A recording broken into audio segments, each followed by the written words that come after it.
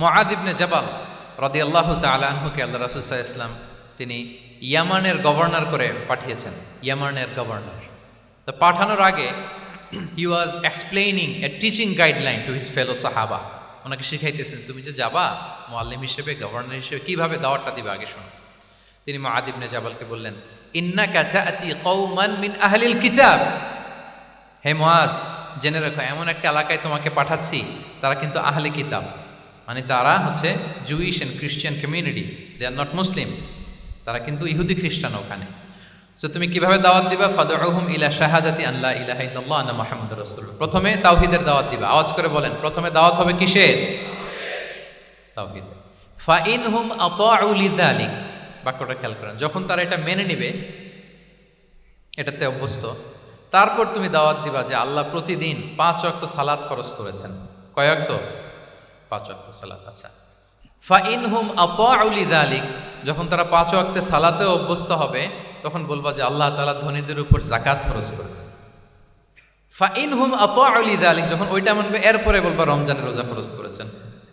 সুবহানাল্লাহ, সুবহানাল্লাহ, আল্লাহু আকবার।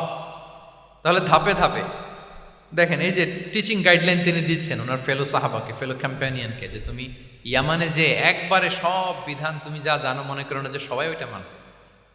তারা জুইশ, তারা ক্রিশ্চিয়ান, একটু একটু করে তাদেরকে দাওয়াত দিতে হবে। তাহলে গ্রাজুয়ালিটি, পাঠদান পদ্ধতির একটা অন্যতম বিষয় হচ্ছে কি? গ্রাজুয়ালিটি, মানে ধাপে ধাপে, ধীরে ধীরে, অল্প অল্প করে বোঝান। আচ্ছা, রাসূল সাল্লাল্লাহু আলাইহি ওয়াসাল্লাম মাঝে মাঝে কোনো কথার গুরুত্ব বোঝানোর জন্য শপথ করতেন। Drawing attention by making oath, শপথ করে কথার গুরুত্ব বোঝাতেন। তিনি বলতেন, ওয়াল্লাহি ইন্নী লা আস্তাগফিরুল্লাহ ওয়া আতুবু ইলাইহি ফিল ইয়াউমি আকসারা মিন ৭০ মাররা। আল্লাহর শপথ, আমি নবী প্রতিদিন ৭০ বারেরও বেশি তওবা ইস্তেগফার করি। কয় বারেরও বেশি? ৭০ বার। এই কথাটার তাওবা ইস্তেগফারের গুরুত্ব বোঝাতে যেয়ে তিনি শুরুতে বলেছেন ওয়াল্লাহি, আল্লাহর শপথ।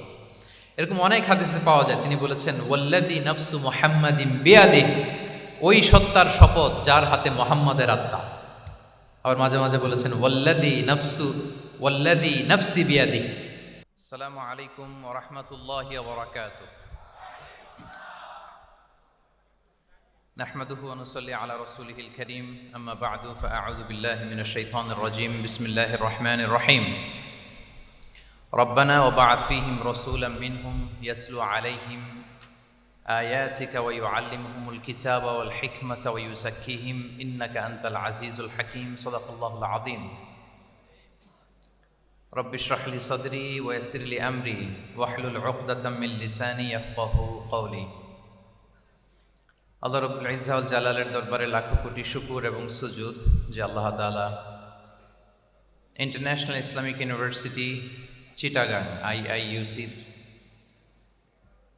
সেন্ট্রাল অডিটোরিয়ামে আয়োজিত আজকের discourse on prophetic teaching methodology শিরোনামের এই শিক্ষা সেমিনারে আমাদের সবাইকে এরকম চমৎকার একটি পরিবেশে একত্রিত হওয়ার সুযোগ করে দিয়েছেন। আমরা সবাই পড়ছি কালিমাতুশ শুকর, আলহামদুলিল্লাহ। আল্লাহর দরবারে শুকরিয়া জ্ঞাপনের পাশাপাশি আমি অত্র বিশ্ববিদ্যালয়ের কর্তৃপক্ষকে অন্তরের অন্তঃস্থল থেকে ধন্যবাদ এবং মোবারকবাদ জানাতে চাই, এরকম চমৎকার একটি পরিবেশে চমৎকার একটি শিক্ষা সেমিনারের আয়োজন করবার জন্য। আজকের এই প্রোগ্রামে উপস্থিত আছেন অত্র বিশ্ববিদ্যালয়ের সম্মানিত ভাইস চ্যান্সেলর মহোদয়, ট্রাস্টি বোর্ডের সম্মানিত চেয়ারম্যান মহোদয়, ভাইস চেয়ারম্যান মহোদয়, বিভিন্ন অনুষদের ডিন মহোদয়, head of department, professors, lecturers, stuffs, media কর্মী, সাংবাদিক বন্ধুরা, ভলান্টিয়ার্স এবং প্রিয় শিক্ষার্থী বন্ধুরা, আমি সবাইকে আবারও অন্তরের অন্তঃস্থল থেকে শুভেচ্ছা জানিয়ে এবং মোবারকবাদ জানিয়ে প্রফেটিক টিচিং মেথোডোলজি এই শিরোনামে সামান্য কিছু আলোচনা শুরু করছি ইনশাআল্লাহ বিইذنিল্লাহ।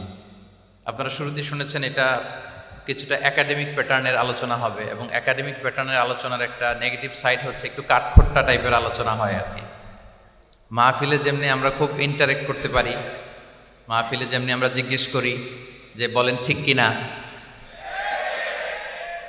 এইখানে হয়তো ওইরকম আমার যে চিরায়ত অভ্যাস সেটা হয়তো আপনারা দেখতে পাবেন না। ঠিক কিনা জোরে বলেন, আরো জোরে বলেন আল্লাহ আকবার, সুবহান আল্লাহ। এগুলো হয়তো এখানে অতটা বলার সুযোগ হবে না, যেহেতু একাডেমিক বা সেমি একাডেমিক,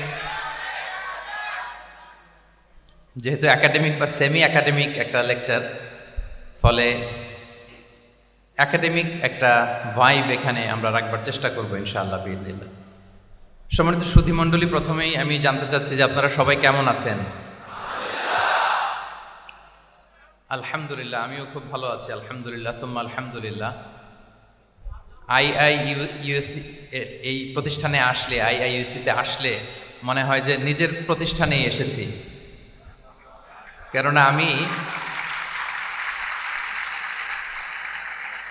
আমি আইআইইউএম এর ছাত্র আর কি, ইন্টারন্যাশনাল ইসলামিক ইউনিভার্সিটি মালয়েশিয়ার ছাত্র। তো ফলে আমার কাছে মনে হয় যে আইআইইউএম এর বাংলাদেশি ভার্সন হচ্ছে আইআইইউসি, এবং আইআইইউএম থেকে আমরা যারা পড়াশোনা করেছি, আমাদের সমসাময়িক বা আমাদের সিনিয়র্স, আমাদের অনেক ভাইরা এখানে সম্মানিত শিক্ষক হিসেবে কর্মরত আছেন। আমি ব্যাচেলর করেছি আল আজহার ইউনিভার্সিটিতে, সেখানকারও আমাদের অনেক সিনিয়র ভাইরা এখানে কর্মরত আছেন আলহামদুলিল্লাহ। তো নানা দিক থেকে নানাভাবে আইএসসির সাথে আমরা কানেক্টেড। এখানে আসার পর মনে হচ্ছে যে আমি কোনো একটা অ্যালুমনাই প্রোগ্রামে আসছি। মানে একদিক থেকে আইআইইউএম এর আমাদের টিচার্স যারা আছেন ওনারা, আবার আল আজহার থেকে যারা এখানে শিক্ষকবৃন্দ আছেন ওনারাও আছেন আলহামদুলিল্লাহ। তো সব মিলিয়ে এই বিবেচনায় আমার কাছে মনে হয় যে আমি নিজের প্রতিষ্ঠানে এসেছি আলহামদুলিল্লাহ। প্রথমে আমি বলে রাখছি যে আমি খুবই সম্মানিত বোধ করছি যে এরকম চমৎকার একটি শিক্ষা সেমিনারে আমাকে আলোচনা করবার সুযোগ দেওয়া হয়েছে এই চমৎকার বিশ্ববিদ্যালয়ে।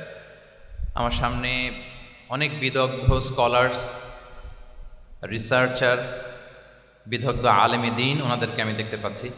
ওনারা যদি আজকের সেমিনারে আলোচনা করতেন, আমি নিচে বসে শুনতে পারলে আমি অনেক কিছু শিখতে পারতাম, সেটাই বেশি সুন্দর দেখাতো আর কি। কিন্তু সম্মানিত উস্তাজদের নির্দেশক্রমে, অনুমতিক্রমে আমি আজকের এই সেমিনারের টপিকের উপর কিছু কথা উপস্থাপন করবার চেষ্টা করব ইনশাআল্লাহ বিইذনিল্লাহ।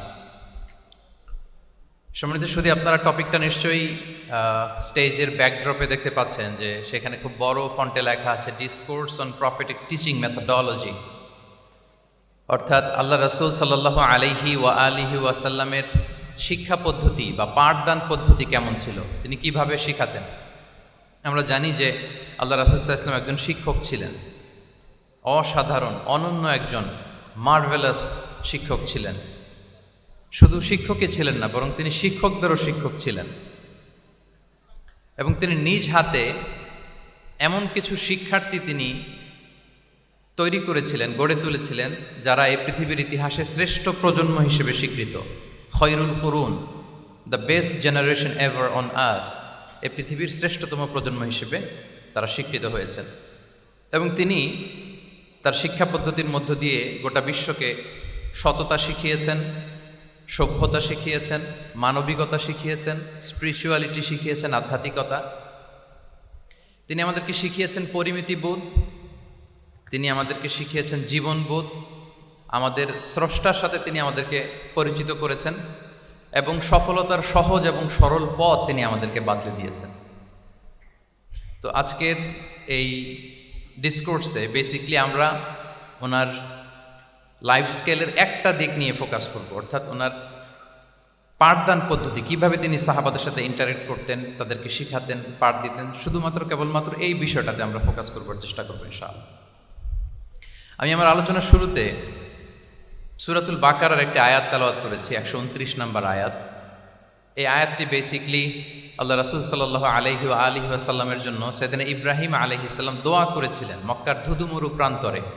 এখনকার মক্কার মতো না, তখন জনমানব শূন্য মক্কা ছিল, ধুধুমরু প্রান্ত, চারদিকে কেউ নেই। তো এরকম একটি ব্যারেন ল্যান্ডে সাইয়েদনা ইব্রাহিম আলাইহিস সালাম আল্লাহ তাআলার কাছে একটা দোয়া করেছিলেন। ওই দোয়াটাই আল্লাহ তাআলা সরাসরি কোট করেছেন সূরা বাকারায় 129 নম্বর আয়াতে, এবং সেখানে তিনি বলেছেন রব্বানা ওয়াবআথ ফীহিম রাসূলাম মিনহুম ইয়াতলু আলাইহিম আয়াতিকা ওয়া ইউআল্লিমুহুমুল কিতাবা ওয়াল হিকমা ওয়া ইউযাক্কিহিম ইন্নাকা আনতাল আজিজুল হাকীম। মানে হে আমাদের রব, এই ভূখণ্ডের মধ্য থেকেই এই জনপদবাসীর জন্য আপনি একজন রাসূল প্রেরণ করুন, যিনি আপনার নিদর্শনসমূহ তাদের সামনে পাঠ করে শোনাবে, যিনি আপনার কিতাব তাদেরকে শিক্ষা দেবে, তাদেরকে পরিশুদ্ধ করবে, তাদেরকে প্রজ্ঞা শিখাবে, পরিশুদ্ধ করবে, এবং নিশ্চয় আপনি পরাক্রমশালী, নিশ্চয় আপনি প্রজ্ঞাময়। এই দোয়াটি ছিল সাইয়েদনা ইব্রাহিম আলাইহিস সালামের, এবং রাসূল সাল্লাল্লাহু আলাইহি ওয়াসাল্লাম আগমনের প্রায় ২৫০০ বছর আগে ইব্রাহিম আলাইহিস সালাম এই দোয়াটি করেছিলেন। ২৫০০ বছর আগে, যখন কেউ ছিল না মক্কায়। মক্কা ওয়াজ এ টোটালি ব্যারন ল্যান্ড, কোনো গাছপালা ছিল না, কিছু ছিল না। সেই দোয়া আল্লাহ তাআলা কবুল করেছিলেন, এবং এই দোয়ায় বেসিক্যালি তিনি আখিরি নবীর জন্য ৪টা ফিচার কামনা করেছেন, যে আল্লাহ এই ৪টা ফিচার দিয়ে আপনি নবী পাঠাবেন। এর মধ্যে একটা ছিল ওয়াইউ আল্লিমুহুমুল কিতাব, যে এমন নবী যেন হয় তিনি এই জনপদের লোকদেরকে কিতাব শিখাবে। কি শিখাবে? কিতাব। ওয়াইউ আল্লিমুহুমুল কিতাব, তার মানে রাসূল সাল্লাল্লাহু আলাইহি ওয়াসাল্লাম তিনি যে শিক্ষক হয়ে আসবেন, তিনি যে আল্লাহর কিতাব পৃথিবীবাসীকে শোনাবেন, তেলাওয়াত করে শোনাবেন, শেখাবেন, এই দোয়া রাসূল সাল্লাল্লাহু আলাইহি ওয়াসাল্লাম আগমনের ২৫০০ বছর আগে সাইয়েদনা ইব্রাহিম আলাইহিস সালাম করেছিলেন। এবং রাসূল সাল্লাল্লাহু আলাইহি ওয়াসাল্লাম নিজেও বিভিন্ন হাদিসে ঘোষণা করেছেন যে আমি শিক্ষক হিসেবে প্রেরিত হয়েছি। ওয়া ইন্নামা বুইসতু মুআল্লিমান, আমি পৃথিবীতে শিক্ষক হিসেবে এসেছি। রাসূল সাল্লাল্লাহু আলাইহি ওয়াসাল্লাম দুইটা গ্রুপ দেখলেন মসজিদে, এক গ্রুপ তারা জিকির আজকার করে, আরেক গ্রুপ তারা রিসার্চ করে, গবেষণা করে। রাসূল সাল্লাল্লাহু আলাইহি ওয়াসাল্লাম বললেন দুই দলই ভালো কাজ করতেছে, কিন্তু রাসূল সাল্লাল্লাহু আলাইহি ওয়াসাল্লাম যারা গবেষণা করতেছে, পড়াশোনা করতেছে, ফিকহ নিয়ে আলোচনা করতেছে, তাদের সাথে যেয়ে বসে গেলেন। আর তিনি বললেন ওয়া ইন্নামা বুইসতু মুআল্লিমান, আমি এই গ্রুপকে প্রায়োরিটি দিয়েছি কারণ আমি নিজেই শিক্ষক হিসেবে প্রেরিত হয়েছি। তারা অজ্ঞদেরকে শিক্ষা দিচ্ছে, জাহেলদেরকে, যারা কিছু জানে না, জ্ঞানের ছোঁয়া যাদের মধ্যে লাগেনি, এই গ্রুপ তাদেরকে এনলাইটেন করছে, আলোকিত করছে। ফলে আমি তাদেরকে প্রায়োরিটি দিলাম, তাদের সাথে বসে গেলাম। ওয়া ইন্নামা বুইসতু মুআল্লিমান, কারণ আমি পৃথিবীতে শিক্ষক হিসেবে প্রেরিত হয়েছি। তাহলে ইব্রাহিম আলাইহিস সালামের দোয়ার ফসল তিনি, হি কেম এজ এ টিচার, কারণ ইব্রাহিম আলাইহিস সালাম দোয়া করেছিলেন আল্লাহ এমন নবী পাঠাবেন যিনি ইউআল্লিমুহুমুল কিতাব, এই জনপদের লোকদেরকে কিতাব শিখাবে। এবং রাসূল সাল্লাল্লাহু আলাইহি ওয়াসাল্লাম নিজেও বলেছেন আমি শিক্ষক হিসেবে প্রেরিত হয়েছি। এবং জ্ঞানার্জনকে রাসূল সাল্লাল্লাহু আলাইহি ওয়াসাল্লাম বাধ্যতামূলক করেছেন, ম্যান্ডেটরি ফর অল। এবং জ্ঞান যে সবাই অর্জন করবে এটা তিনি বলেছেন, এটা সবার জন্য অবধারিত, শিক্ষার জন্য, এটা মানুষের মৌলিক অধিকার। তিনি বলেছেন তলাবুল ইলমি ফারিদাতুন আলা কুল্লি মুসলিম, পৃথিবীর প্রতিটি মুসলমানের জন্য জ্ঞান অর্জন এটা ফারিদা, আবশ্যক, ম্যান্ডেটরি, এটা অপশনাল না, এটা কম্পালসারি। এবং নারী পুরুষ নির্বিশেষে সবার জন্য, এমন না যে শুধু পুরুষদের জন্য। রাসূল সাল্লাল্লাহু আলাইহি ওয়াসাল্লাম বলেছেন আলা কুল্লি মুসলিম, প্রতিটি মুসলিমের জন্য জ্ঞানার্জন এটা আবশ্যক। আলহামদুলিল্লাহ আমাদের অনেক বোনেরাও আজকের হল রুমে এসছে, এবং রাসূল সাল্লাল্লাহু আলাইহি ওয়াসাল্লাম একটা স্পেশাল ডে নির্ধারণ করেছিলেন, special day for teaching women, মদিনার নারীদেরকে পাঠদানের জন্য, শেখানোর জন্য তিনি একটা স্পেশাল ডে নির্ধারণ করেছিলেন। এবং নারীদের আগ্রহের কারণেই তিনি সেটা করেছিলেন। তারা একবার এসে রাসূল সাল্লাল্লাহু আলাইহি ওয়াসাল্লামকে বললেন যে গলাবানা আলাইকা রিজাল ফাজআলনা ইয়াওমান মিন নাফসিক, হে নবী আমাদের মনে হচ্ছে পুরুষরা বেশি প্রায়োরিটি পেয়ে যায়, আপনি আমাদের জন্য স্পেশাল একটা ডে নির্ধারণ করেন, একটা দিন, যেদিন এসে আমরা আপনার কাছ থেকে অনেক কিছু শিখবো, জানবো। ফাওয়াআদাহুন্না ইয়াওমান লাকিয়াহুন্না ফীহি ফাওয়াআদাহুন, রাসূল সাল্লাল্লাহু আলাইহি ওয়াসাল্লাম তাদের এই আবেদনের প্রেক্ষিতে মদিনার নারীদের জন্য একটা special day for teaching women, মদিনার যে কমিউনিটিতে নারীরা ছিল তাদের জন্য রাসূল সাল্লাল্লাহু আলাইহি ওয়াসাল্লাম স্পেশাল একটা ডে নির্ধারণ করেছিলেন। এবং সেদিন পুরুষ সাহাবীদেরকে গুরুত্ব না দিয়ে তিনি শুধু নারীদের, বোনদের কোশ্চেন নিতেন, তাদেরকে তিনি পাঠদান করতেন, শিক্ষাদান করতেন। এবং জ্ঞানার্জনকে, জ্ঞানের আলোকে ছড়িয়ে দেওয়াটা, এটা ছিল রাসূল সাল্লাল্লাহু আলাইহি ওয়াসাল্লামের মূলত মিশন। জ্ঞানের আলোকে তিনি বিশ্বময় ছড়িয়ে দিতে বলেছেন। নলেজ হ্যাজ নো বাউন্ডারিজ, এটার কোনো বাউন্ডারি থাকবে না, গোটা বিশ্বের জন্য আমরা জ্ঞানকে ছড়িয়ে দেই, এটার ব্যাপারে তিনি আমাদেরকে উদ্বুদ্ধ করেছেন। তিনি বলেছেন বাল্লিগু আন্নি ওয়ালাউ আয়া, আমার পক্ষ থেকে একটি কথা, একটি বাণী, একটি আয়াত হলেও তোমরা পৌঁছে দাও। তাহলে তিনি আমাদেরকে জ্ঞানের এই আলো বিশ্বময় ছড়িয়ে দিতে উদ্বুদ্ধ করেছেন। এবং জ্ঞান লুকানোকে তিনি মহাপাপ বলেছেন। আপনার কাছে যদি নলেজ থাকে, সেই নলেজের ব্যাপারে যদি আপনাকে জিজ্ঞেস করা হয়, আপনি যদি এটা শেয়ার না করেন, তাহলে আপনি মহাপাপ করলেন।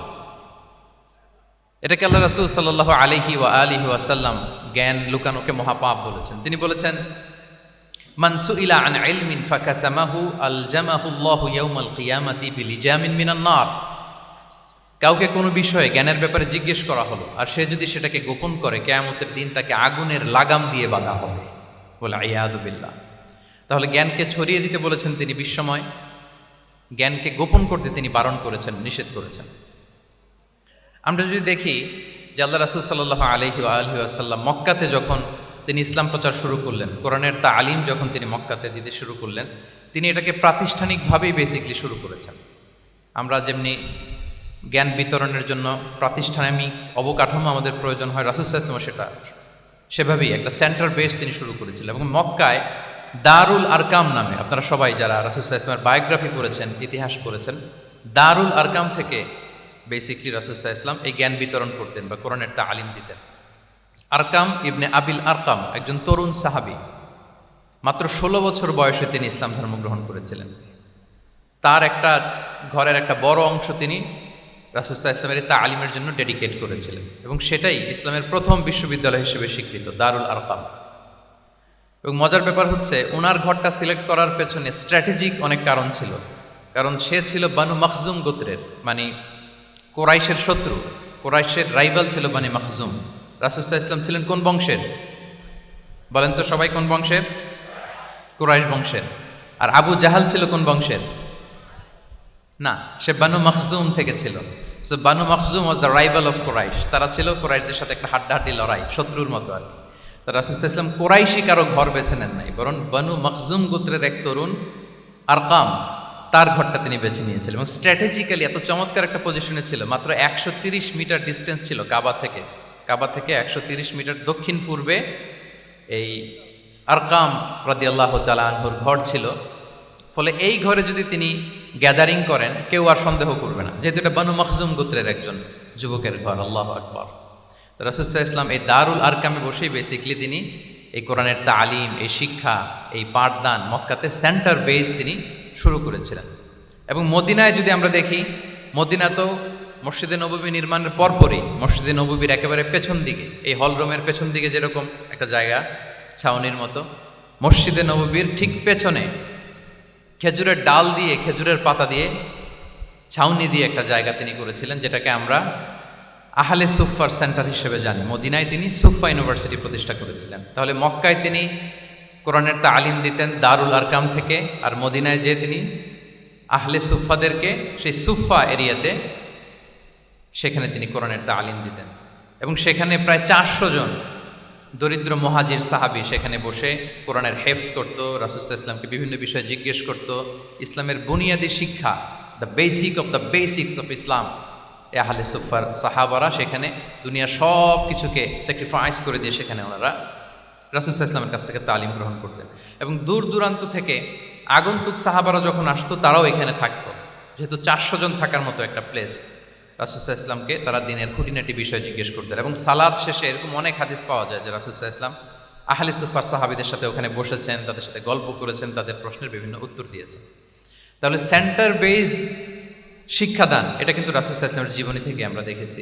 এবং যখন মসজিদে নববীর পেছনে আহলে সুফাদের 400 জনের পরে যখন আরও বেড়ে যাচ্ছিল, তখন রাসূল সাল্লাল্লাহু আলাইহি ওয়াসাল্লাম মসজিদের বাইরে মুকরিম বিন নাওফাল রাদিয়াল্লাহু তাআলা আনহুর একটা ঘরে আরেকটা সেন্টার করেছিলেন, এটাকে বলা হতো দারুল কুররা। এভাবে একটার পর একটা সেন্টার রাসূল সাল্লাল্লাহু আলাইহি ওয়াসাল্লাম তিনি নির্মাণ করেছেন এবং দ্বীনের বাণীকে তিনি ছড়িয়ে দিয়েছেন। এবং এখান থেকে যারা শিক্ষা অর্জন করত, বেসিকলি তারা তো হেফজ করত, কোরআনের যে আয়াতগুলো নাজিল হতো এগুলো হেফজ করত, দিনের অন্যান্য বুনিয়াদী ব্যাপারে তারা শিক্ষা গ্রহণ করতেন। তো এই সাহাবীদেরকে কুররা বলা হতো। তাদেরকে আবার রাসূল সাল্লাল্লাহু আলাইহি ওয়াসাল্লাম বিভিন্ন এলাকাতে মুআল্লিম হিসেবে প্রেরণ করতেন। এটা রাসূল সাল্লাল্লাহু আলাইহি ওয়াসাল্লামের সুন্নাহ ছিল যে কোনো এলাকায় দ্বীনের শিক্ষা দেওয়ার জন্য আগে মুআল্লিম পাঠাতেন। আমরা জানি যে হিজরতের আগে, রাসূল সাল্লাল্লাহু আলাইহি ওয়াসাল্লামের আগেও তিনি মদিনাতে একজন সাহাবীকে পাঠিয়েছিলেন, মুসআব বিন উমাইর। এটা জানি না আমরা সবাই? মুসআব বিন উমাইরকে তিনি পাঠিয়েছিলেন। খুবই ড্যাশিং চেহারার ছিল, খুবই অ্যারিস্টোক্রেট একটা ফ্যামিলির ছিল। উনি এত চমৎকার পারফিউম ইউজ করতেন, উনি কোনো রাস্তা দিয়ে হেঁটে গেলে সবাই বুঝতো এই রাস্তা দিয়ে কিছুক্ষণ আগে হেঁটে গিয়েছে মুসআব বিন উমাইর। তো বাংলা একটা কথা আছে, আগে দর্শনদারি পরে গুণ বিচারী, এরকম একটা কথা আছে না? সো মদিনার লোকরা যাতে ইসলামের প্রতি খুব দ্রুত অ্যাট্রাক্টেড হয়, এজন্য তিনি আবু বকর রাদিয়াল্লাহু তাআলা আনহুকে পাঠাননি, ওমরে ফারুককে পাঠাননি, বরং মুসআব বিন উমাইর রাদিয়াল্লাহু তাআলা আনহুকে মুআল্লিম হিসেবে, he was the first ambassador of Islam, প্রথম অ্যাম্বাসেডর হিসেবে তিনি মদিনায় গিয়েছিলেন। এবং মদিনাতে আহলে সুফার মধ্য থেকে যারা অগ্রগামী ছিল, দারুল কুররা থেকে যারা অগ্রগামী ছিল, তাদেরকে আল্লাহ রাসূল সাল্লাল্লাহু আলাইহি ওয়া আলিহি ওয়াসাল্লাম জ্ঞান বিতরণের জন্য, কোরআন শেখানোর জন্য বিভিন্ন জায়গায় পাঠাতেন। আপনারা উহুদের যুদ্ধের পরপরই বিরে মাউনার ঘটনা শুনে থাকবেন। সেখানে রাসূল সাল্লাল্লাহু আলাইহি ওয়াসাল্লাম ৭০ জন হাফেজ সাহাবী, মানে ওই সময় পর্যন্ত যতটুকু কোরআনের আয়াত নাজিল হয়েছিল এগুলো যারা মুখস্থ করে ফেলেছিলেন, এরকম ৭০ জন সাহাবীকে একটা এরিয়াতে তিনি পাঠিয়েছিলেন। এবং এটা আসলে বিট্রে করেছিল তারা বলেছিল যে আমরা তাদেরকে নিয়ে যাব আমাদের এলাকায়, তারা দিন পৌঁছাবে। কিন্তু এই ৭০ জন সাহাবীকে বিট্রে করে তারা হত্যা করেছিল, ওনারা শাহীদ হয়েছিলেন। এবং এতে রাসূল সাল্লাল্লাহু আলাইহি ওয়াসাল্লাম অনেক কষ্ট পেয়েছিলেন। যে সমস্ত গোত্র এই কাজের সাথে জড়িত ছিল, টানা ১ মাস তাদের বিরুদ্ধে রাসূল সাল্লাল্লাহু আলাইহি ওয়াসাল্লাম বদদোয়া করেছেন, কুনুতে নাজিলা করেছেন ফজরের সালাতের পরে। তাহলে এই যে ন্যারেশনগুলো, বর্ণনাগুলো আমি কেন উপস্থাপন করছি আপনাদের সামনে, এটা বোঝানোর জন্য যেটার পরম্পরাটা কীরকম, রাসূল সাল্লাল্লাহু আলাইহি ওয়াসাল্লাম কীভাবে কোন সেন্টার থেকে শুরু করলেন, তারপরে কিভাবে এটার ডেভেলপমেন্ট হচ্ছিল, তারপরে কিভাবে এটা আগাতে লাগলো। তাহলে রাসূল সাল্লাল্লাহু আলাইহি ওয়াসাল্লাম বিভিন্ন জায়গায় যে মুআল্লিম পাঠাতেন, এটার রেফারেন্সও আমরা পেলাম যে তিনি তো এখানে শেখাচ্ছেন, যখন অনেক বেড়ে গেল, চাহিদা বাইরে অনেক বেশি, তিনি এখান থেকে ছাত্রদেরকে, সাহাবাদেরকে বিভিন্ন জায়গায় মুআল্লিম হিসেবে প্রেরণ করতেন। এবং শিক্ষার বিনিময়ে তিনি বদরের যে বন্দীরা ছিল তাদের মুক্তিপণের অ্যানাউন্সমেন্ট করেছেন, র্যানসম, এটা আপনারা জানেন। আমি একটু কুইজ নিয়ে নিই আপনাদের। বলেন, বদরে মুসলমানদের পক্ষ থেকে শহীদ হয়েছিল কয়জন? কতজন? 14 জন, মাশাআল্লাহ। আর কুরাইশদের পক্ষ থেকে 70 জন। বন্দী হয়েছিল কয়জন দেখি? হ্যাঁ, 70 জন তারা নিহত হয়েছিল আর 70 জন বন্দী হয়েছিল। তো বদরের যুদ্ধে এই 70 জন যারা কুরাইশদের মধ্যে থেকে বন্দী হয়েছিল, তাদের মুক্তিপণ হিসেবে ফিদিয়া, র্যানসম হিসেবে রাসূল সাল্লাল্লাহু আলাইহি ওয়াসাল্লাম 4000 দিরহামের অ্যানাউন্সমেন্ট করেছেন। মানে দিরহাম মানে হচ্ছে সিলভার কয়েন। তৎকালীন সময় দিনার হচ্ছে গোল্ড কয়েন আর দিরহাম মানে সিলভার কয়েন। তো রাসূল সাল্লাল্লাহু আলাইহি ওয়াসাল্লাম 4000 সিলভার কয়েনের ঘোষণা করেছেন যে তোমরা যদি মুক্তি পেতে চাও তাহলে 4000 রৌপ্য মুদ্রা দিয়ে, সিলভার কয়েন দিয়ে তারপরে তোমরা মুক্তি পেতে হবে। তখন তিনি অ্যানাউন্স করলেন যে কারো যদি এই সামর্থ্য না থাকে যে 4000 স্বর্ণ মুদ্রা দিয়ে তোমরা র্যানসম আদায় করতে পারবো না, তাহলে এই লোকদের মধ্য থেকে যারা লিখতে পড়তে জানে তারা যদি মদিনার 10 জন শিশুকে লেখাপড়া শিখিয়ে দেয় তাহলে এটা তাদের মুক্তিপণ হয়ে যাবে। আল্লাহু আকবার।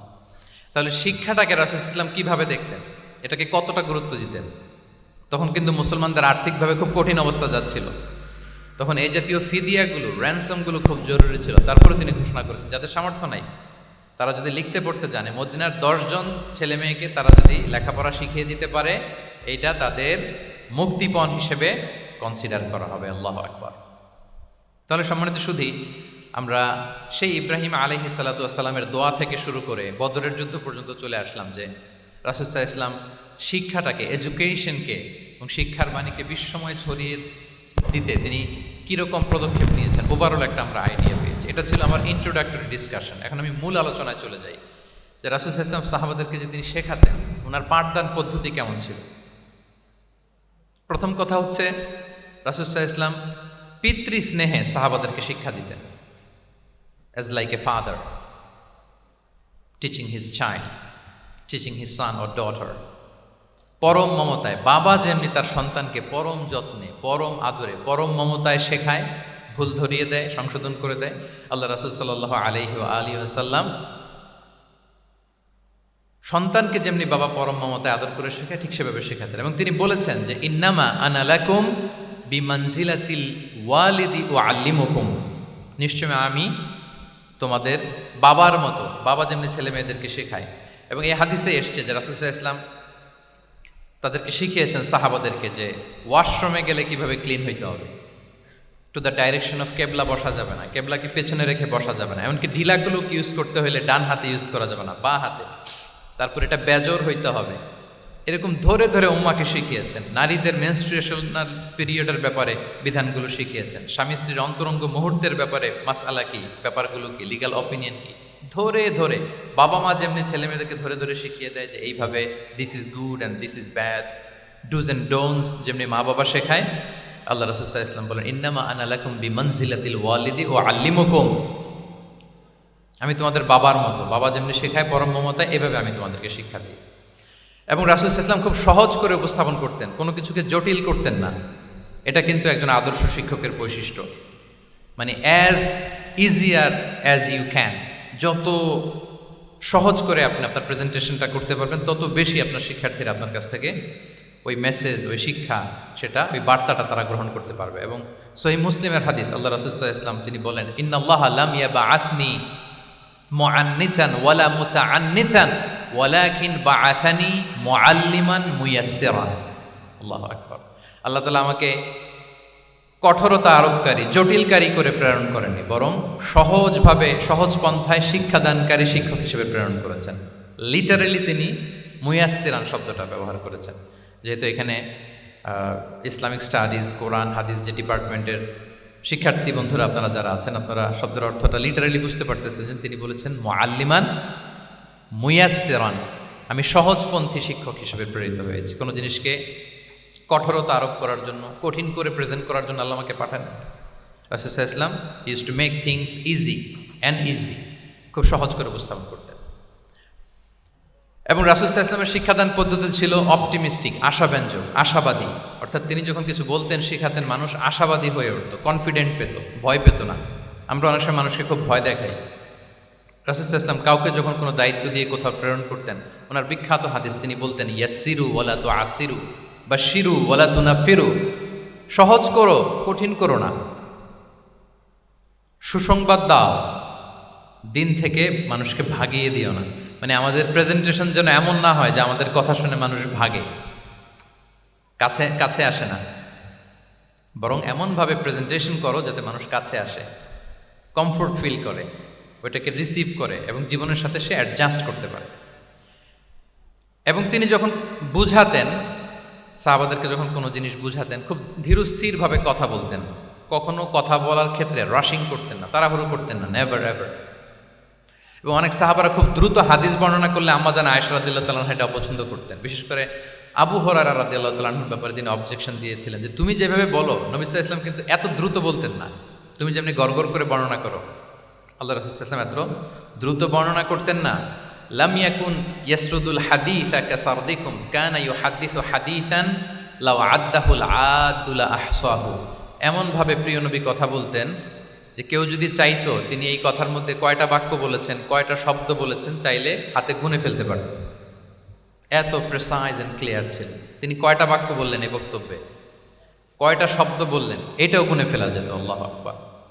কানা ইয়াতাকাল্লামু বিকালামিন বাইনাহু ফাসলুন ইয়াহফাযুহু মান জালাসা ইলাইহি। এবং কথা বলতে বলতে মাঝখানে পজ দিতেন, মানে একটু থামতেন, ফলে যারা শুনতো তারা একেবারে মুখস্থই করে ফেলতে পারত। আল্লাহু আকবার। এটা কিন্তু একজন আদর্শ শিক্ষকের বৈশিষ্ট্য, যে যখন আমরা ক্লাস নিব, যখন আমরা বুঝাবো, খুব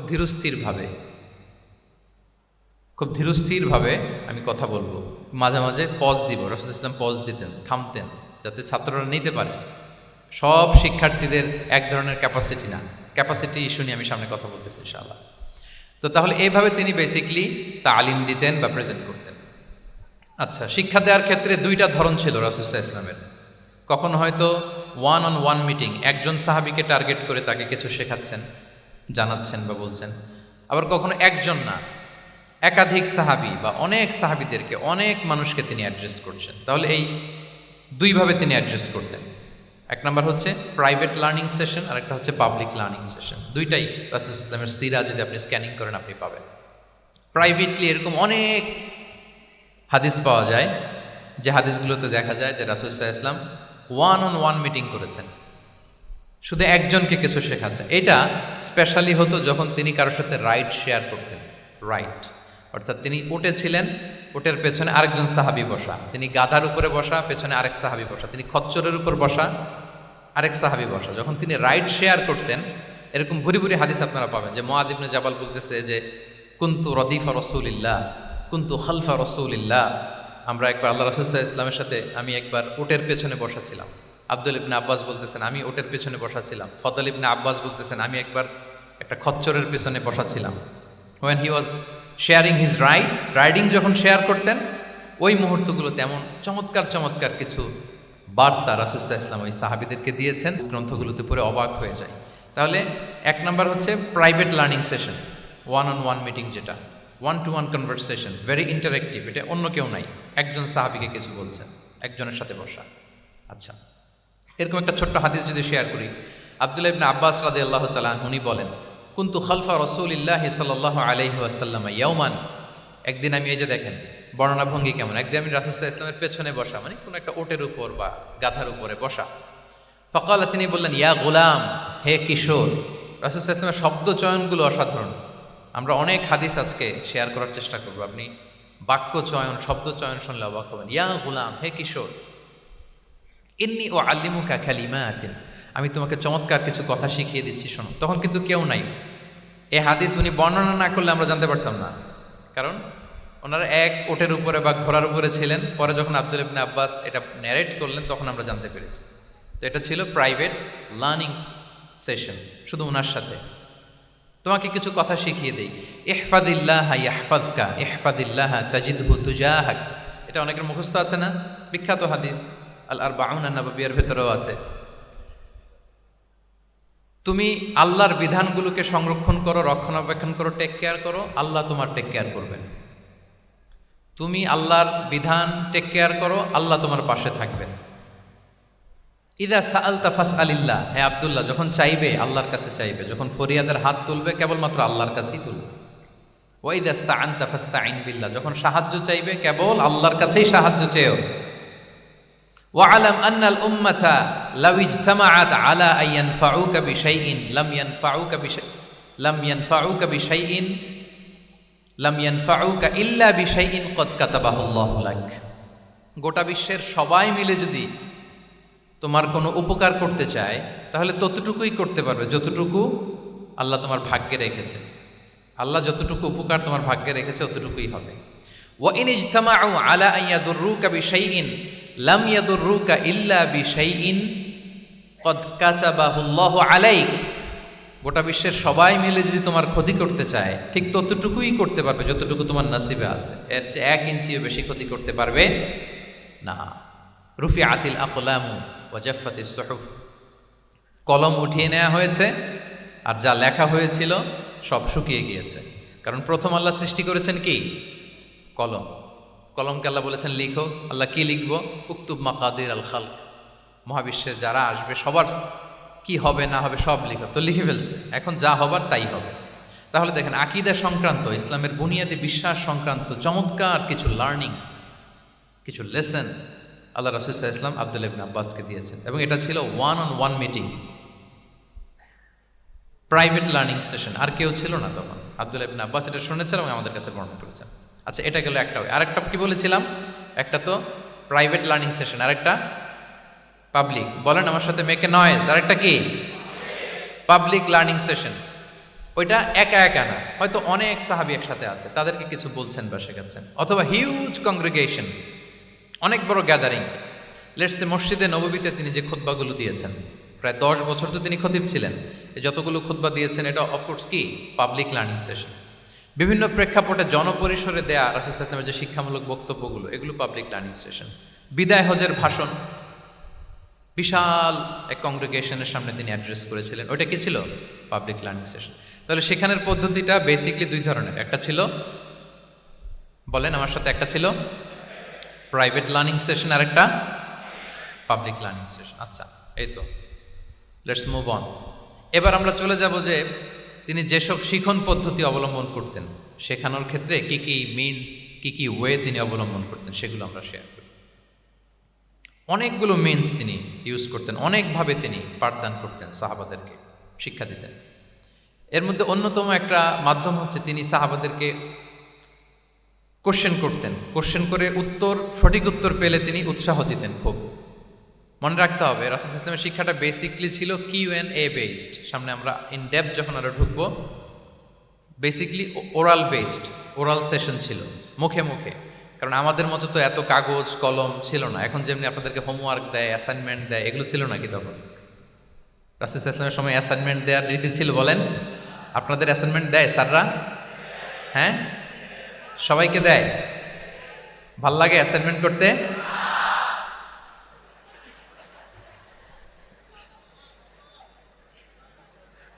ভাল লাগে না? আচ্ছা, ভাল লাগে কার কার দেখি, হাত তোলেন। সর্বনাশ, মাত্র 3-4 জন হাত তুলে বলতেছে যে ভাল লাগে এদের। যে ভাল লাগে না কার কার দেখি।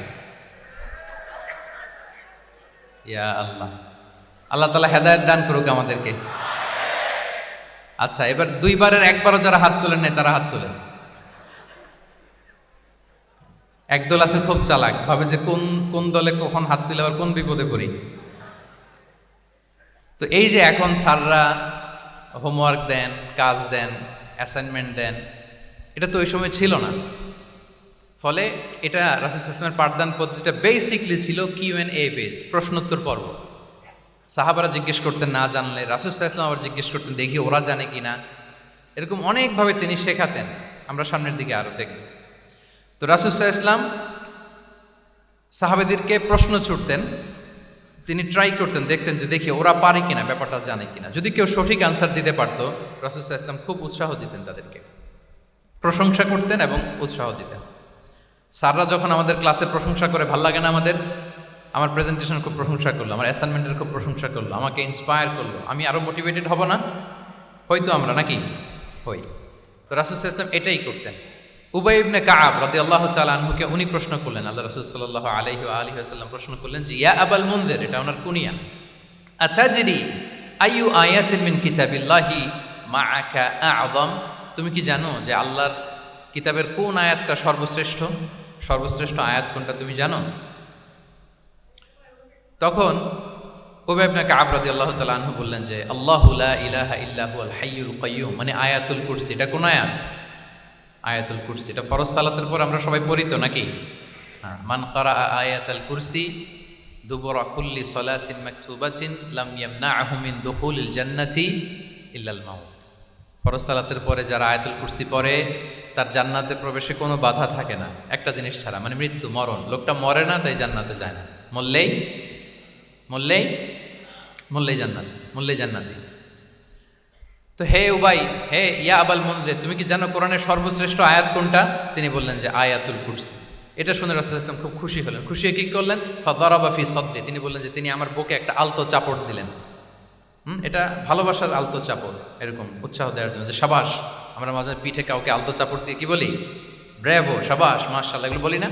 তো রাসূল সাল্লাল্লাহু আলাইহি ওয়াসাল্লাম বুকে আলতো চাপড় দিয়ে বললেন ওয়াল্লাহি লিয়াহনিকাল ইলমু আবাল মুনজির, তোমার ইলম, তোমার জ্ঞান কল্যাণময় হোক হে আবাল মুনজির, মোবারক হোক তোমার জন্য তোমার ইলম, may knowledge be present for you, তোমার জ্ঞানটা বরকতময় হোক, কল্যাণময় হোক। তাহলে তিনি যখন সঠিক উত্তর দিতে পারলেন, রাসূল ইসলাম খুশি হয়ে বুকে আলতো চাপড় দিয়ে তার প্রশংসা করলেন, তার জন্য দোয়া করলেন। রাসূল ইসলাম এভাবে উৎসাহ দিতেন। এতে করে কি হয়? শিক্ষার্থীদের কনফিডেন্ট বাড়ে। কি হয়? যে স্যার যখন আমাকে এত কিছু বলতেছে, তাহলে নিশ্চয়ই আমি কিছু একটা ভালো কিছু করছি, আমাকে দিয়ে কিছু একটা হবে, আমাকে দিয়ে। আমরা অনেক সময় ভুল করে বলে ফেলি যে তোকে দিয়ে কিছুই হবে না, বলে ফেলি না? এতে হয় কি? কনফিডেন্ট কমে যায়। মা বাবারাও এটা করে যে তুই কিছুই পারবি না, তোকে দিয়ে কিছুই হবে না। বাংলাদেশে একটা বিখ্যাত কথা আছে, ওই যে ছেলে মেয়ে এ প্লাস না পেলে পাশের বাড়ির কেউ পেলে বলে যে ওর পা ধোয়া পানি খা। কি বলে? তুই এ প্লাস পাইলি না, ওই দেখ ওই বাড়িতে পেয়ে গেল, ওর কি খা? পা ধোয়া পানি খা। তো আসলে এতে কি হয়? কনফিডেন্স কমে যায় ছেলে মেয়েদের। এটা যেন আমরা না বলি, বরং ওদেরকে ইন্সপায়ার করতে হবে, হ্যাঁ, উৎসাহিত করতে হবে, প্রশংসা করতে হবে। সাহাবীদের ভালো কিছু দেখলে সঠিক উত্তর তারা দিতে পারলে রাসূল ইসলাম এভাবে প্রশংসা করতেন। আচ্ছা, গেল, এটা একটা পদ্ধতি। আরেকটা হচ্ছে কোনো গুরুত্বপূর্ণ জিনিসকে এমফেসাইজ করার জন্য রাসূল ইসলাম রেপিটেশন করতেন, তাকরার করতেন। গুরুত্বপূর্ণ জিনিসকে তিনি 3 বার উল্লেখ করতেন, তাকরার করতেন। আত্তাকওয়া হাহুনা, আত্তাকওয়া হাহুনা, আত্তাকওয়া হাহুনা ওয়া ইউশিরু ইলা সাদরিহি সালাসা মাররাত। তাকওয়া এখানে, এখানে, এখানে 3 বার বলে। একবার বললেই তো হয়ে যায়, 3 বার কেন বলেন? এটা গুরুত্বপূর্ণ, ভেরি ইম্পর্টেন্ট ইস্যু। গুরুত্ব বোঝানোর জন্য এমফেসাইজ করতে যে তিনি কোনো জিনিসকে কয়বার বলতেন? 3 বার। বিদায় হজের ভাষণ যখন দিলেন, ভাষণ দেয়া শেষ, এবার বলতেছে আল্লাহুম্মা হাল বাল্লাগতু, আল্লাহুম্মা হাল বাল্লাগতু, আল্লাহুম্মা হাল বাল্লাগতু, আল্লাহুম্মা ফাশহাদ। 3 বার বললেন যে আল্লাহ আমাকে যা পৌঁছাতে বলেছেন, হে মহাসমাবেশ তোমরা বলো আমি কি পৌঁছাতে পেরেছি, আমি কি ঠিকঠাক পৌঁছালাম, আমি কি সব তোমাদেরকে বলেছি, সাক্ষ্য দাও সাক্ষ্য দাও। সবাই বললো ইয়া রাসূলুল্লাহ, আল্লাহ যেমনটি বলেছেন সব আপনি আমাদের কাছে পৌঁছে দিয়েছেন, কিছু লুকোচুরি করেন নাই, কিছু লুকান নাই। তাহলে 3 বার জানতে চাইলেন, কয়বার? এটা রাসূল সাল্লাল্লাহু আলাইহি ওয়াসাল্লামের একটা গুরুত্বপূর্ণ অভ্যেস ছিল, যেটাকে তিনি এমফেসাইজ করতে চাইতেন, যেটা গুরুত্বপূর্ণ কোনো বিষয় এটাকে তিনি রিপিট করতেন বারবার, সাধারণত 3 বার। সাধারণত কয়বার? তাহলে গুরুত্বপূর্ণ জিনিসগুলো আমরা বারবার বলবো যাতে আমাদের শিক্ষার্থীরা সহজে সেটা মুখস্থ করে ফেলতে পারে। আচ্ছা, আবার রাইডিং শেয়ারের আর একটা ঘটনা। মুআদ ইবনে জাবাল রাদিয়াল্লাহু তাআলা আনহু, উনি একবার রাসূল সাল্লাল্লাহু আলাইহি ওয়াসাল্লামের সাথে বাহনের পেছনে ছিলেন, হয়তো উট। কুনতু রিদফান নবী, মুআদ ইবনে জাবাল বলেন, আমি রাসূল সাল্লাল্লাহু আলাইহি ওয়াসাল্লামের পেছনে একবার বসা ছিলাম, তো তখন হঠাৎ করে রাসূল সাল্লাল্লাহু আলাইহি ওয়াসাল্লাম আমাকে ডাক দিলেন। রাসূল সাল্লাল্লাহু আলাইহি ওয়াসাল্লাম সামনে, মুআদ ইবনে জাবাল পেছনে, হঠাৎ ডেকে বললেন, ইয়া মুআদ ইবনে জাবাল, হে মুআদ ইবনে জাবাল। তো তিনি বললেন খুব বিনয়ের সাথে, কুলতু লাব্বাইকা রাসূলুল্লাহি ওয়া সা'দাইক, মানে হে আল্লাহ রাসূল আমি হাজির, আমি প্রস্তুত, হে আল্লাহ রাসূল আপনি খালি অর্ডার করেন, বান্দা হাজির। আমরা এরকম বলি না মাঝে মাঝে বাংলায়, কি বলি? বান্দা হাজির, মানে আমি আছি আপনার খেদমতে, আপনি বলেন। তো রাসূল ইসলাম বললেন, ইয়া মুআদ ইবনে জাবাল লাব্বাইকা রাসূলুল্লাহি ওয়া সা'দাইক, ইয়া রাসূলুল্লাহ আমি হাজির। কিন্তু রাসূল ইসলাম কিছু বলেন না, কিছুই বলেন না। আবার যাচ্ছে, উট যাচ্ছে যাচ্ছে যাচ্ছে, কয়েক মিনিট পরে আবার ডাক দিলেন, ইয়া মুআদ ইবনে জাবাল, হে মুআজ। উনি একই কথা, লাব্বাইকা রাসূলুল্লাহ সা'দাইক, হে আল্লাহ রাসূল আমি হাজির, উপস্থিত। আবার ইয়া মুআদ ইবনে জাবাল, হে মুআজ। তিনি একই কথা বললেন, লাব্বাইকা রাসূলুল্লাহ। 3 বার বললেন, 3 বার মুআদ ইবনে জাবাল একই উত্তর দিলেন। তার মানে ওনার আগ্রহটা বাড়াচ্ছেন। রাসূল সাল্লাল্লাহু আলাইহি ওয়াসাল্লাম একটা গুরুত্বপূর্ণ কথা বলবেন, এই কথাটা শোনানোর জন্য মুআদ ইবনে জাবালের উনি কি করতেছেন? ভেতর থেকে কথা বুঝতেছেন আমার সবাই, আগ্রহটা আরো বাড়াচ্ছেন, আরো বাড়াচ্ছেন। যখন দেখলেন যে না, আগ্রহ একেবারে 100-এ 100, এখন বললে সে এটা রিসিভ করতে পারবে, কাজে দিবে, তখন তিনি বললেন যে মুআজ তুমি কি জানো, হাল তাদরি মা হাক্কুল্লাহি আলাল ইবাদ, বান্দার উপর আল্লাহর হক কি জানো? তিনি বললেন আল্লাহু ওয়া রাসূলুহু আ'লাম, আল্লাহ আল্লাহ রাসূল ভালো জানে। সাহাবাদের একটা বৈশিষ্ট্য ছিল, they are very down to earth, মানে আউট অফ হাম্বলনেস তারা বলতেন আল্লাহ আল্লাহ রাসূল ভালো জানে। তো তিনি বললেন যে আল্লাহর, বান্দার উপর আল্লাহর অধিকার হচ্ছে যে বান্দা কখনো আল্লাহর সাথে শিরক করবে না, এক আল্লাহর ইবাদত করবে। কিছুক্ষণ পর আবার ইয়া মুআদ ইবনে জাবাল, দেখেন কি স্টাইল, মানে রাজকীয় একটা স্টাইল, ইয়া মুআদ ইবনে জাবাল। আবার তিনি লাব্বাইকা রাসূলুল্লাহ সা'দাইক, হে আল্লাহ রাসূল আমি তো হাজির। তখন বললেন তুমি কি জানো আল্লাহর উপরে বান্দার হক কি? এতক্ষণ তো জানলা যে আল্লাহর হক কি, তুমি কি জানো যে আল্লাহর প্রতি বান্দার হক কি? আবার বললেন যে আল্লাহ আল্লাহ রাসূলই ভালো জানো। তখন রাসূল সাল্লাল্লাহু আলাইহি ওয়াসাল্লাম বললেন যে আল্লাহর হক যেমনি তুমি জানলে যে বান্দা আল্লাহর সাথে শরীক করবে না, এক আল্লাহর ইবাদত করবে, এটা যদি কোনো বান্দা করে তাহলে ওই বান্দাকে কখনো আল্লাহ শাস্তি দিবেন না। এটা হচ্ছে বান্দার হক, আল্লাহর কাছ থেকে সে এটা পাবে যে আনলা ইউআযিবাহুম, আল্লাহ তাআলা তাকে কখনো শাস্তি দিবেন না। তাহলে আপনারা বলেন তো, ওটে করে রাসূল সাল্লাল্লাহু আলাইহি ওয়াসাল্লাম যাচ্ছে, পেছনে কে বসা? হুট করে বলল, মুআজ একটা কথা শোনো, আল্লাহর হক হচ্ছে বান্দা আল্লাহর ইবাদত করবে, আর বান্দার হক হচ্ছে এটা করলে সে শাস্তি পাবে না। কথাটা যদি এমনি বলে দিত তাইলে কি এত এটা গুরুত্ব পাইতো? কথা বলেন, পাইতো? এটা তো 10 সেকেন্ডই শেষ। কিন্তু যেতে যেতে হে মুআদ ইবনে জাবাল, লাব্বাইকা ইয়া রাসূলুল্লাহ সা'দাইক, কিছু বলে না, হে রাসূল আমি তো শুনতেছি বলেন। আবার একটু পর হে মুআজ, ইয়া রাসূলুল্লাহ আমি হাজির, বলেন। আরো কিছু সময় পর হে মুআজ, ইয়া রাসূলুল্লাহ, মানে তার আগ্রহ বাড়াতে বাড়াতে বাড়াতে যখন আগ্রহের পারদ একেবারে উচ্চাঙ্গে, তখন রাসূল সাল্লাল্লাহু আলাইহি ওয়াসাল্লাম বার্তাটা পেশ করলেন। আল্লাহু আকবার। তাহলে এটা ছিল রাসূল সাল্লাল্লাহু আলাইহি ওয়াসাল্লামের অভ্যেস যে তিনি একই কথা বারবার বলে আগ্রহ বাড়াতেন। 3 বার তিনি বলেছেন, 3 বার ডাক দিয়েছেন হে মুআদ ইবনে জাবাল। তাহলে রিপিটেশন, এটা একটা অভ্যেস ছিল রাসূল সাল্লাল্লাহু আলাইহি ওয়াসাল্লামের, পাঠদানের ক্ষেত্রে একটা পদ্ধতি। আচ্ছা, রাসূল সাল্লাল্লাহু আলাইহি ওয়াসাল্লামের আরেকটা পদ্ধতি ছিল যে তিনি ধারণ ক্ষমতা অনুযায়ী নির্দেশনা দিতেন, considering the state of the addressee, যাকে অ্যাড্রেস করতেছেন তার ক্যাপাসিটি কতদূর, এটা বুঝে শুনে বলতেন, খুব বাড়িয়ে বলতেন, বেশি কিছু বলতেন না। এক বেদুইন আসলো, বেদুইন মানে সে মরুপল্লীতে থাকে, শহরের যে নিয়মকানুন জানে না, সভ্যতার ছোঁয়া তার মধ্যে লাগেনি। এসে বলল দুল্লানি আলা আমাল, আমিলতুহু ইদা আমিলতুহু দাখালতুল জান্নাহ, হে নবী আপনি আমাকে এমন একটা আমল শিখায় দেন যেটা করলে আমি জান্নাতে যাব। তো রাসূল সাল্লাল্লাহু আলাইহি ওয়াসাল্লাম দেখলেন লোকটা বেদুইন, শহরে লোক না, আবার খুব সহজ সরল, একেবারে সাদামাটা। তো রাসূল সাল্লাল্লাহু আলাইহি ওয়াসাল্লাম বললেন, চারটা কাজ করবা। তা'বুদাল্লাহ ওয়া লা তুশরিকু বিহি শাইআ, তুকিমাস সালাতাল মাকতুবা, তুআদ্দি যাকাতাল মাফরুদা ওয়া তাসুমা রমাদান। চারটা কাজ। এক, আল্লাহর ইবাদত করবা, শিরক করবা না। ফরজ সালাত পড়বা, ফরজ যাকাত দিবা, রমজানের ফরজ রোজা রাখবা। কয়টা কাজ? কয়টা বলছে? Very simple to memorise, right? আচ্ছা, এটা যখন সে বলল তখন সে বেদিন বলতে আরম্ভ করলো যে আল্লাহ শপথ করে আমি বললাম, লা আযীদু আলা হাযা শাইআন ওয়া লা আনকুসু মিন।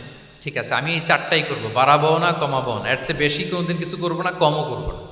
মানে খালি আল্লাহরে মানবো, ফরজ নামাজ পড়বো, ফরজ যাকাতটা দিব, আর ফরজ রোজাটা রাখবো। আর কোনো আমল টামল আমার জীবনে আমি করব, বাড়াবো না কমাবো না।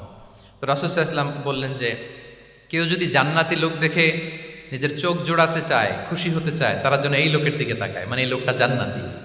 আল্লাহ চলে গেল। দেখেন তার কাছে কিন্তু আমলের বিশাল ফিরিস্তি নিয়ে রাসূল সাল্লাল্লাহু আলাইহি ওয়াসাল্লাম হাজির হয় নাই, কারণ তার ক্যাপাসিটি দেখতে হবে, তার সক্ষমতা, সে কদ্দুর নিতে পারবে। রাসূল সাল্লাল্লাহু আলাইহি ওয়াসাল্লাম অবজার্ভ করে দেখলেন যে বেদুইন মানুষ, তারে বেশি কিছু বললে কাজে দিবে না, অল্প একটু বলছে, ওইটা মেনেই সে কি হয়ে গেছে? জান্নাতি হয়ে গেছে। এটা অনেক সময় আমরা ভুল করে ফেলি। শিক্ষার্থীদের মধ্যে সবার মানে রিসিভিং ক্যাপাসিটি এক ধরনের হয় না, কারো খুব বেশি, কারো খুব কম। তো একজন আদর্শ শিক্ষকের কাজ হচ্ছে এটাকে ফলো করা, অবজার্ভ করা, এবং যেটা তাদের সক্ষমতায় কুলায় ঠিক অতটুকু তাদেরকে দেয়, এর চেয়ে বেশি কিছু না। রাসূল সাল্লাল্লাহু আলাইহি ওয়াসাল্লামের আরেকটা পদ্ধতি ছিল গ্রাজুয়ালিটি, স্টেপ বাই স্টেপ, ধীরস্থিরভাবে, অল্প অল্প করে, শাইআন ফাশাইআন। আর তাদাররুজ বিল বাদই বিল আহাম্মি সুম্মাল মুহিম, আগে সবচেয়ে গুরুত্বপূর্ণ, starting with the most important affair first, then the important affair, then the important. সবচেয়ে গুরুত্বপূর্ণটা আগে, এরপরে যেটা কম গুরুত্বপূর্ণ, এরপরে কম গুরুত্বপূর্ণ। তাহলে একটু একটু করে বললে এটা মানুষের ফিতরাতের সাথেও যায়, তার নেচারের সাথেও যায়। আমরা মদ হারাম হওয়ার কথা জানি, কয়টা স্টেপে হারাম হয়েছিল মদ? একবারে যদি বলা হতো বন্ধ করার সহজ হতো, সাহাবাদের জন্য হতো না। অনেকে আছে দেখবেন যে চেইন স্মোকার, বুঝতে পেরেছেন তো? মানে অনেক সিগারেট খায়, লেটসে দিনে 10 থেকে 15টা খায়। তো যে চেইন স্মোকার, আপনি যদি বলেন যে এটা হারাম, আজকেই তোমার বাদ দিতে হবে, হারাম, এটা খেতে পারবে না, পারবে? ও দুনিয়া সব বাদ দিতে পারবে, সিগারেট বাদ দিতে পারবে না। তো তারে কি করতে হবে? ফ্লেক্সিবিলিটি দিতে হবে, যে আস্তে আস্তে ছাড়েন, 10টা করে খান, তো চালাইতে থাকেন না, মানে চালাইতে থাকেন মানে আজকে 10টা খাইছেন, কালকে 9টা করে খান, চালাইতে থাকেন, একসাথে সব বন্ধ করার দরকার নেই। তারপরের সপ্তাহে 8টা করে খান, এরপরের সপ্তাহে 5টা করে খান, অল্প অল্প করে অবশ্যই সে কমাতে পারবে। এরপরের সপ্তাহে 2টা খান, এরপরের সপ্তাহে বন্ধ করেন না, চালাইতে থাকেন। সে চালাচ্ছে কিন্তু কমিয়ে আনতেছে, চালাচ্ছে কিন্তু। আচ্ছা, যেই সপ্তাহে সে একটা সিগারেট খেলো, এরপরের সপ্তাহে ওটা তো বাদ দিলেও তার গায়ে লাগার কথা না, ঠিক কিনা বলেন? যেই সপ্তাহে কয়টা খেলো, এটা তো স্যাক্রিফাইস করা যায়, কিন্তু 10টা থেকে 0-তে আসা সহজ না। তাহলে গ্রাজুয়ালি আমরা এই ভুলটা করি। অনেকের নতুন করে আল্লাহ তাআলা রিয়েলাইজেশন দিয়েছেন, নতুন দিনে আসছে, দিনে ফিরছে, মানে প্র্যাকটিসিং হতে চায়। এখন আপনি তারে পাইয়া এমন নিয়ম কানুন দেখাচ্ছেন, বেচারা তো বলে আগে যা ছিলাম ওইটাই ভালো ছিলাম। এরকম হয় না অনেক সময়? হ্যাঁ, ধরেন যে কোনো একজন নারী, সে হয়তো পর্দা মেনটেন করে না, একটু হিপ হপ স্টাইলে চলাফেরা করে। তো সে ভাবলো যে না, আমি তো অনেক ভুল করে ফেলছি, আমি সংশোধন হব, আমি প্র্যাকটিসিং হতে চাই। তা এখন যখন সে আপনার কাছে আসছে নাসিহাত নেওয়ার জন্য, আপনি যদি বলেন যে তোমার এইট করতে হবে, বোরকা ঝুলাইতে হবে, হাত মোজা, পা মোজা, পারবে? এ বলবে আগে যা ছিলাম ভালোই ছিল। তাকে একটু একটু করে বোঝাতে হবে, মানে এই হেজাব এটা কেন, হ্যাঁ, কাভারিং আওরা এটা কেন এটা করতে, এটা বেনিফিটটা আগে বোঝালেন। যে Islam consider women as a queen, নারীকে ইসলাম কি হিসেবে কনসিডার করে? রানী হিসেবে। তো রানীর তো একটা ড্রেস কোড থাকবে, স্পেশাল পোশাক থাকবে, এগুলো বুঝাবেন। সে যাতে একটু নিজেকে গুছিয়ে চলে, শুরুর দিকে আপনি এই বার্তা দিতে পারেন যে একটু গুছিয়ে চলতে হবে। এরপর একটু শালীন পোশাকে যেন সে অভ্যস্ত হয়, এটা বললেন। সে যখন শালীন পোশাকে অভ্যস্ত, তারপরে হেজাবের ফজিলত বললেন, সেজন্য হেজাব পরে। যখন সে হেজাব পরে, এরপরে তাকে নেকাবের কথা বললেন। এইভাবে আস্তে আস্তে তাকে বোঝাতে হবে। কিন্তু একবারে যদি সব চাপিয়ে দেন, বলেন তো আওয়াজ করে সে কি ওটা রিসিভ করতে পারবে? কারণ এই যে গ্রাজুয়ালিটি আর তাদাররুজ, এই সিস্টেমটা আপনি ভায়োলেট করেছেন, করেন নাই। মুআদ ইবনে জাবাল রাদিয়াল্লাহু তাআলা আনহুকে আল্লাহ রাসূল সাল্লাল্লাহু আলাইহি ওয়াসাল্লাম তিনি ইয়ামানের গভর্নর করে পাঠিয়েছেন, ইয়ামানের গভর্নর। তো পাঠানোর আগে he was explaining a teaching guideline to his fellow সাহাবা। ওনাকে শিখাইতেছেন, তুমি যে যাবা মুআল্লিম হিসেবে, গভর্নর হিসেবে, কিভাবে দাওয়াতটা দিবা আগে শোনো। তিনি মুআদ ইবনে জাবালকে বললেন, ইন্নাকা তা'তি কওমান মিন আহলিল কিতাব।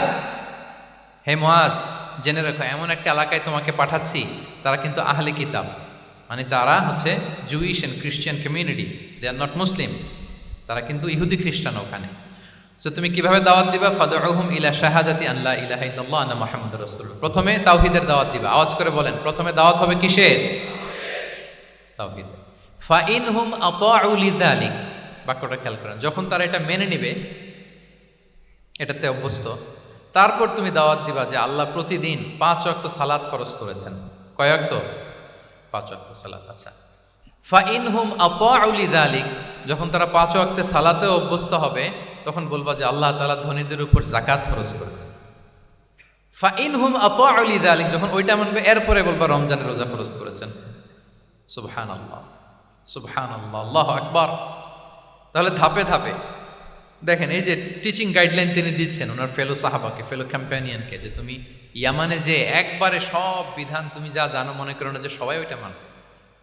তারা জুইশ, তারা ক্রিশ্চিয়ান, একটু একটু করে তাদেরকে দাওয়াত দিতে হবে। তাহলে গ্রাজুয়ালিটি, পাঠদান পদ্ধতির একটা অন্যতম বিষয় হচ্ছে কি?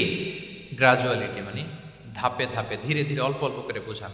আচ্ছা, রাসূল সাল্লাল্লাহু আলাইহি ওয়াসাল্লাম মাঝে মাঝে কোনো কথার গুরুত্ব বোঝানোর জন্য শপথ করতেন, drawing attention by making oath, শপথ করে কথার গুরুত্ব বোঝাতেন।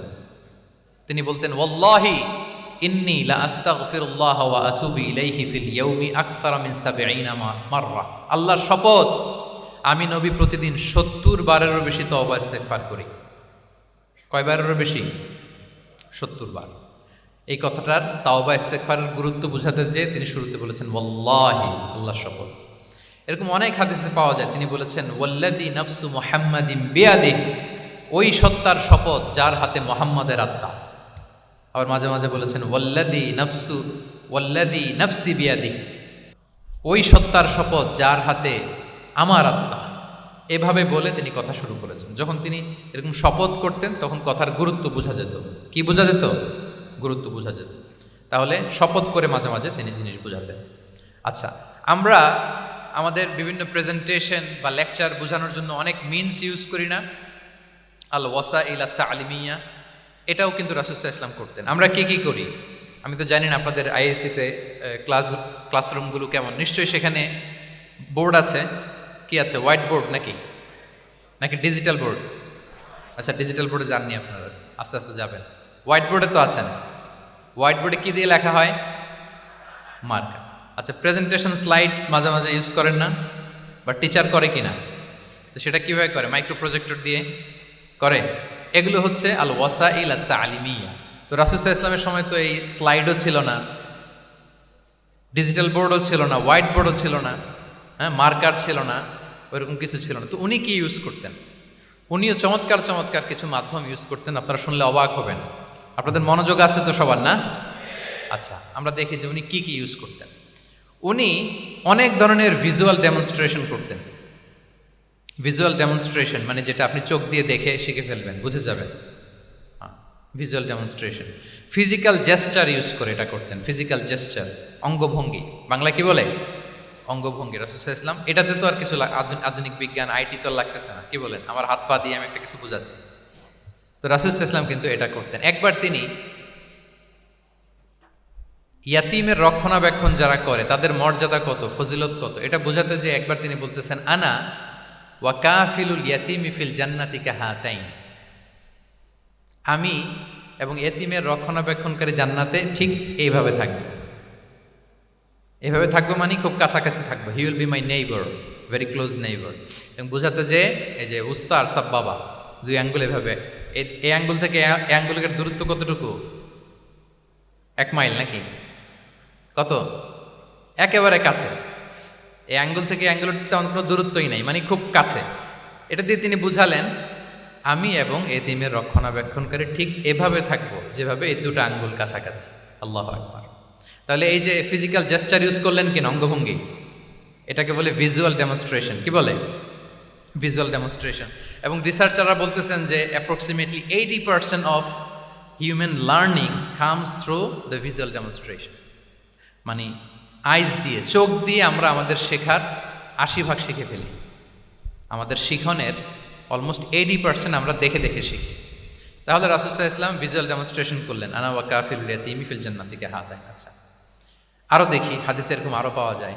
আমরা যে মুমিনরা ভাই ভাই, বিভিন্ন হাদিসে বিভিন্ন টেক্সটে রাসূল সাল্লাল্লাহু আলাইহি ওয়াসাল্লাম বলেছেন। এটা ইসলামের একটা খুব মৌলিক কথা, আমরা সবাই জানি না? আমরা সবাই কি এই অডিটোরিয়ামে আমরা যারা বসে আমরা সবাই কি আল মুমিনু আখুল মুসলিম, একে অপরের ভাই। আমাদের মধ্যে আবার আরেকটা সমস্যা আছে, আমরা দেখা যায় যে প্রত্যেকে যেই দল করে ওই দলের এরা ভাই ভাই আর কি, এরকম। এই হাদিসের একটা নিজস্ব অর্থ বলয় আমরা করে নিয়েছি যে ভাই ভাই ঠিক আছে, বাট আমি এই দলের, সো আমরা ভাই ভাই। আচ্ছা, ওরা ওই দল, তো ওরা কি নিজেরা নিজেরা আসলে কি এই ভাই ভাই নাকি? না, যারাই কালেমা শাহাদাতে বিশ্বাসী, যারা আমাদের কেবলাকে কেবলা মানে, যারা ঈমান এনেছে, তারা সবাই আমরা কি ভাই ভাই। এই যে আমাদের ভ্রাতৃত্বের বন্ধনটা যে খুব অটুট এবং মজবুত সুদৃঢ়, এটা বোঝানোর জন্য রাসূল ইসলাম একবার বললেন আল মুমিনু লিল মুমিনি কাল বুনিয়ান। মুমিন যে ভাই ভাই, এই ভ্রাতৃত্বের বন্ধন হচ্ছে সুদৃঢ় প্রাচীরের মতো। ইয়াশুদ্দু বা'দুহু বা'দান, one side strengthening the other. একটা বড় প্রাচীর, যেমন এই বিল্ডিংটা যেমনি এই পাশ ওই পাশটাকে মজবুত করে ধরে রেখেছে, ওই পাশ যেমনি এটাকে মজবুত করে ধরে ঠায় দাঁড়িয়ে আছে বছরের পর বছর, যুগের পর যুগ। রাসূল সাল্লাল্লাহু আলাইহি ওয়াসাল্লাম বললেন মুমিন যে ভাই ভাই, তাদের সম্পর্কটা এরকম সুদৃঢ়। কতটা সুদৃঢ় এটা বলতে যে ওয়াশাব্বাকা বাইনা আসওয়াবিহি, তিনি হাতের এই 5 আঙ্গুল, এই 5 আঙ্গুলের ভেতরে ঢুকাই দিলেন। এরকম ধরেন তো একটু সবাই। আচ্ছা, ঢুকিয়ে একটু চাপ দেন, এখন ব্যাপারটা অনেক মজবুত হয়ে গেল না? হ্যাঁ, কেউ চাইলে কি সহজে ছোটাতে পারবে? না। তাহলে এই যে আরেকটা ভিজুয়াল ডেমনস্ট্রেশন পাইছেন, পেয়েছেন? ফিজিক্যাল জেস্চার, অঙ্গভঙ্গি করে তিনি বুঝাইলেন যে আমাদের ভ্রাতৃত্বটা এইরকম মজবুত। মানে ওনার কাছে যা ছিল ওইটা বুঝাতে যে তিনি এই ফিজিক্যাল জেস্চারটা নিয়েছেন যে মুমিন ভাই ভাই এবং আমাদের ভ্রাতৃত্বের বন্ধনটা ঠিক এরকম মজবুত, লাইক দিস। তাহলে এটাকে বলে ভিজুয়াল ডেমনস্ট্রেশন, যেহেতু এতে করে সাহাবারা সহজে বুঝতো, এটা দিয়ে সহজে বুঝলো। আবার মাঝে মাঝে তিনি ড্রয়িং করেছেন, আমাদের মতো ডিজিটাল সিস্টেমে ড্রয়িং করে না, এখন তো খুব ইজি। তো তিনি কিভাবে ড্রয়িং করেছেন, একবার সাহাবীদেরকে নিয়ে তিনি মরুভূমির মাঝখানে খেজুরের ডাল নিয়ে একটা স্ট্রেট লাইন, সরল রেখা আঁকলেন। খাত্তা লানা রাসূলুল্লাহ সাল্লাল্লাহু আলাইহি ওয়াসাল্লাম খাত্তান, আল্লাহ রাসূল সাল্লাল্লাহু আলাইহি ওয়াসাল্লাম মরুভূমিতে খেজুরের ডাল দিয়ে টেনে একটা স্ট্রেট লাইন, মানে সরল রেখা আঁকলেন। একে বললেন হাদা সাবিলুল্লাহ, এটা হচ্ছে আল্লাহর রাস্তা, মানে সিরাতুম মুস্তাকিম। আইইউবি মিডিয়া, অপসংস্কৃতি মুক্ত আধুনিক ভিডিও সেন্টার।